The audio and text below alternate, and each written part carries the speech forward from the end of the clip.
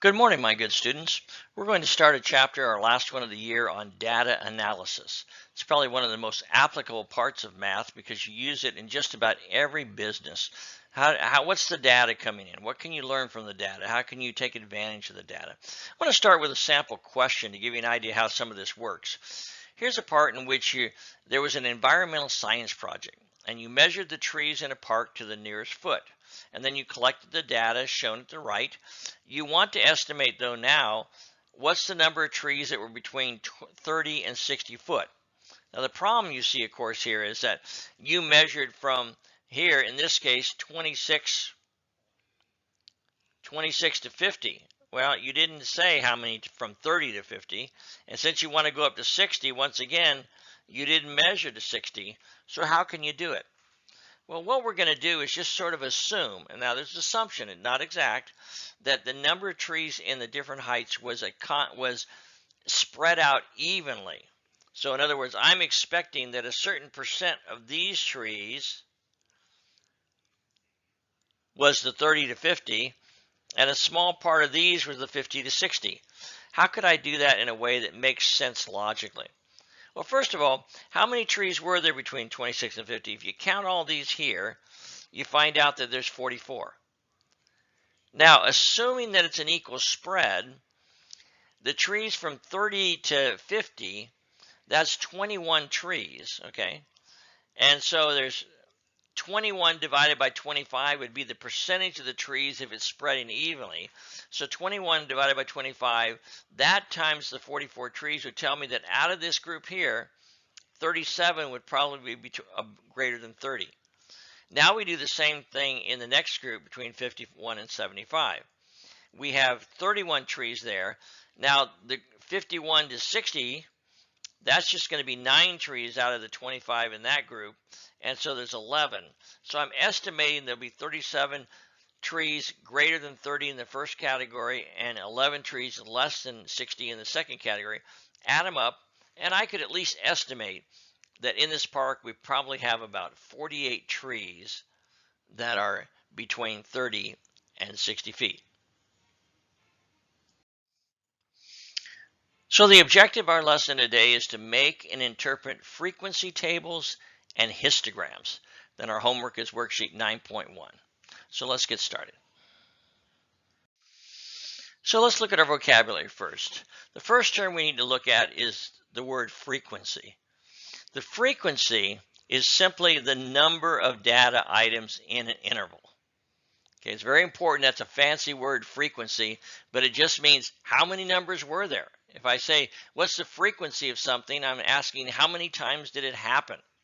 So if you look here in this table below here, the interval and the frequency, and it's asking, I see between 10 and 19 is the number 8. That means whatever this is tracking the data of, in between 10 and 19, it happened 8 times. Now, a frequency table is a table then that sets the values into intervals and shows the frequency for each interval. Again, the table here, if you're looking here at the table, between 0 and 9, it happened 5 times. Between 10 and 19, it happened 8 times. Between 20 and 29, it happened 4 times. So this is called a frequency table. Now I can take that table and turn it into a diagram called a histogram. A histogram is a bar graph that displays the data from a frequency table. Each bar represents an interval. The height of each bar is a frequency. So if you take this first row, for example, here, this frequency 0, 9, how many were there? There were 5. Okay. So all that is a histogram is just the table made into a bar graph.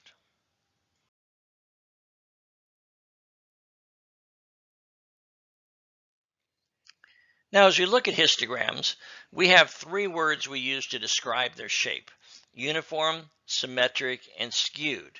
Now, remember, these words don't describe exactly. For example, the first one is uniform. It says that the bars are roughly the same height. Okay, so if I were to draw a line here, they're all about that height. Okay, they're pretty close. It doesn't have to be exactly the same, but they're close. We call that uniform. The second one is symmetrical.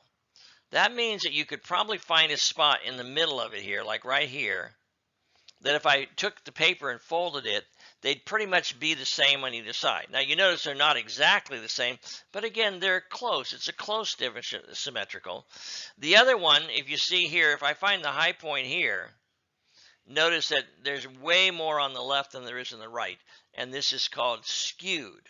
So uniform, about the same height, symmetrical, I could fold it over, mirror image, and skewed, there's more on one side than there is on the other. So in our first problem, they simply ask, is this uniform, symmetric, or skewed? As I look at the first one, I find the high point here. Notice that if I were to flip this over to here, or backwards, this is pretty much a mirrored image. So as a result, this would be classified as symmetric. The intervals are close to mirror images. In B, however, here's the high point, and you notice that there's much more on the left than there are on the right. So this would be termed a skewed. The peak is not in the middle, all right? So it's a skewed histogram. So let's take a look at how we would make a frequency table and a histogram. The data below are the numbers of hours per week a group of students spend watching television. Create a frequency table and histogram to represent the data. It'd be like they went into our class and just asked each person, how many hours a week do you watch TV? And they got all of these numbers. Now to do a frequency table, the hardest part of this problem is putting them in numerical order. You know, the smallest number is 0 and the highest number looks like 22, but putting them all in order, in other words, it would look something like this. Now that I have them in order, I wanted to establish the ranges. Well, what you want to do, the easiest way, let's suppose I want to make 4 ranges. I could do 5 or 6, but I'm going to do 4. I take the range. The range is how many numbers are there. So notice here I have 22 minus 0. That's my range, not how many numbers, but the range of numbers. And I'm going to divide it by 4. And that's 5.5, but because we're doing this histogram, we want a whole number. So I'm just going to round off to 6. Now I'm going to divide the numbers 0 through 22 into 4 sections with 6 each. So I have 0 to 5. Remember, 0, 1, 2, 3, 4, 5 is 6 numbers. And then I have 6, 7, 8, 9, 10, 11, 12, 13, 14, 15, 16, 17, and 18 through 23. Each of them have 6 numbers, all right? Now we just count how many numbers are in each of those categories. So if I come up here and put a box around it, between 0 and 6, there's 1, 2, 3, 4, 5, 6. Between 6 and 11, there are 5. Between 12 and 17, there are 3. And there's only one number between 18 and 23. So that, in essence, would be my frequency table. If I just left it like that, that's a frequency table. It's a table telling me exactly how many numbers there are in each range. Now there's another table we use sometimes called the cumulative. This is just kind of adding up as you go along. For example, between 0 and 6 there are 6. But now when I go to the next one, 6 to 11, if I ask, well, how many are there between 0 and 11, I would take the 5 and the 6. Okay. In other words, if I add these two together, I get 11, all right? Now 12 through 17, how many total do I have up to 17? Well, if I were to take this and this, all 3 of them, and add them together, or add 3 to 11, you can see it would be 14. And then finally on the last one, if I add one more, at the end of this, you see, your last number in cumulative will tell you how many total numbers you had altogether. That's called the cumulative. You keep accumulating, you keep adding to it. Now we're going to change this into a frequency table. First of all, we have 4 ranges. So I'm going to take my box over here and divide it into 4 rectangles, and I'm going to label them. 0 to 5, 6 to 11, 12 to 17, 18 to 23. Now I go over the frequency. Between 0 and 5 was 6 of them. So I make a box, put a label over here, put my scale, and I make a box all the way up to 6. Okay. Now between 6 and 11, there are 5. So I make my box up to 5 here. You can see if we marked it over here, this should be about 5. And then 12 to 17 would be right here at about 3. And then finally, 15 to 18 to 23 would be about 1. And that's my histogram. Now, is that histogram look uniform? Nope. Symmetric? Nope. It looks skewed. High point and goes down. So we're going to use our data now to answer a couple questions. Which of the following are correct based upon the data from the histogram above? A says more than half of the students watch more than 5 hours. All right, more than 5 hours would be all of these students here. All right, is that more than half the students? Well, if you add those up, you have 5 plus 3 plus 1, that's 9. And all you need to know is how much is half. Well, half of 15 is 7.5. So yes, 9 is bigger than 5. Now, 9 is greater than 7.5. So yes, that's true. All right. Now the next one. Let me just erase this up here for a moment.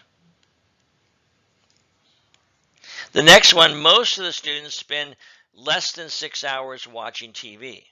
Well, less than 6 hours is 5 right here, so it's up here. So that means how many spend less than them? That's 6 students. Most of the students spend less than 6 hours. Well, once again, 6 hours is not less than, to be most of them would be at least half. Well, 6 is less than 7.5. It's not more than that. So in this case, our answer would have to be no. Number C, the number of students who spend 12 hours or more watching TV.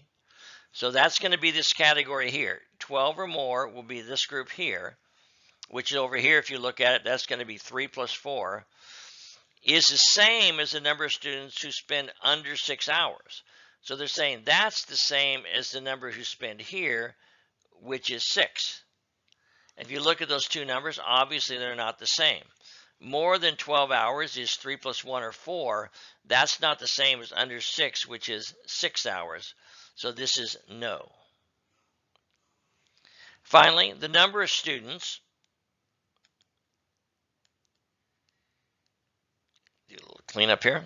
The number of students who watch TV more than 5 hours a week, okay? So more than 5, that's what we had here before in our first problem, which is 5 plus 3 plus 1, is the same as the number of students who spend less.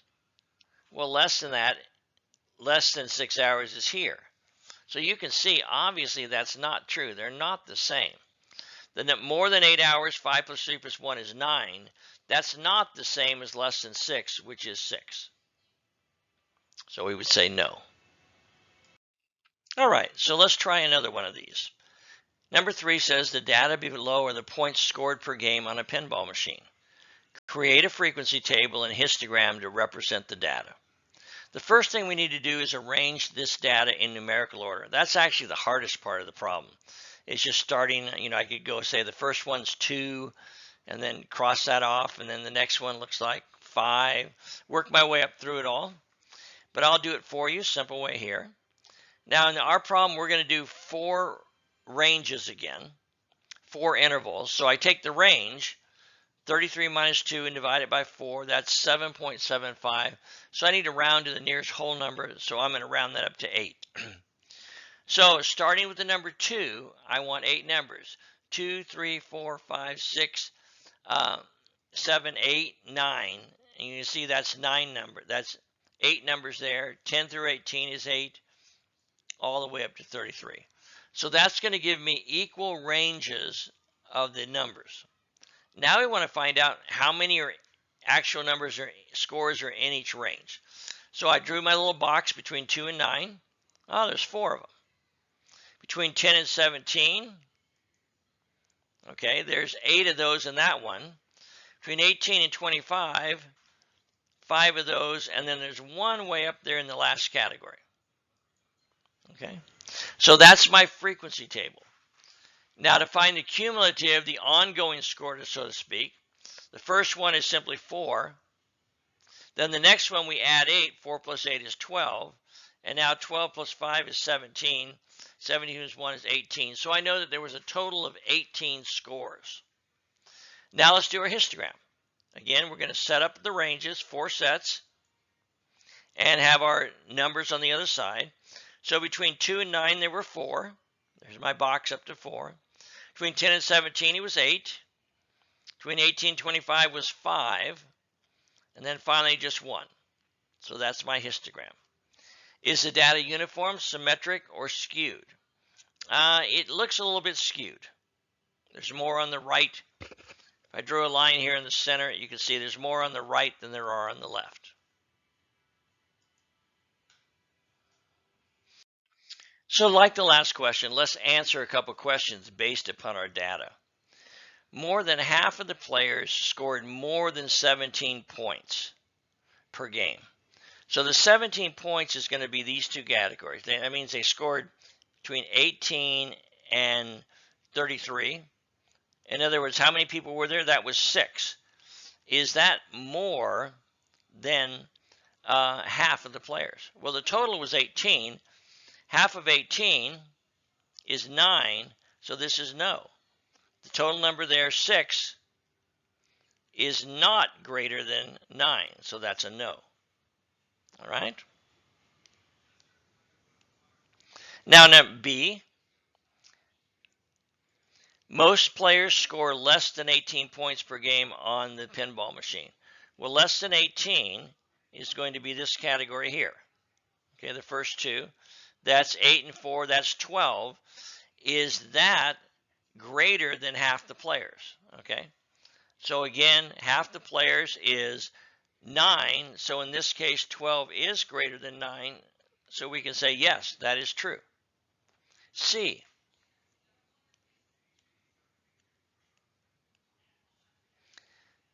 the number of players who score less than 10.